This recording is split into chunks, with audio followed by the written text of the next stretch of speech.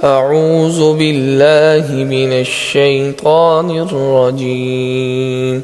بسم الله الرحمن الرحيم. إذا جاءك المنافقون قالوا نشهد إنك لرسول الله والله يعلم إنك لرسوله والله يشهد إن المنافقين لكاذبون.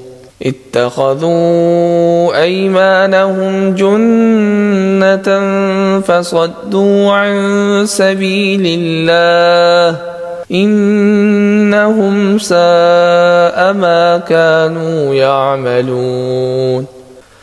ذلك بأنهم آمنوا ثم كفروا فطبع على قلوبهم فهم لا يفقهون.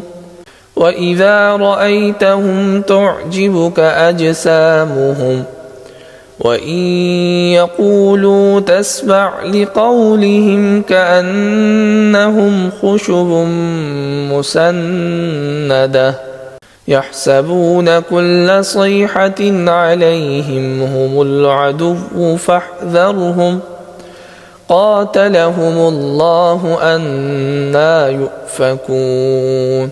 وإذا قيل لهم تعالوا يستغفر لكم رسول الله لووا رؤوسهم ورأيتهم يصدون وهم مستكبرون. سواء عليهم أستغفرت لهم أم لم تستغفر لهم لن يغفر الله لهم إن الله لا يهدي القوم الفاسقين. هم الذين يقولون لا تنفقوا على من عند رسول الله حتى ينفضوا ولله خزائن السماوات والأرض ولكن المنافقين لا يفقهون. يقولون لئن رجعنا إلى المدينة ليخرجن الأعز منها الأذل ولله العزة ولرسوله وللمؤمنين ولكن المنافقين لا يعلمون.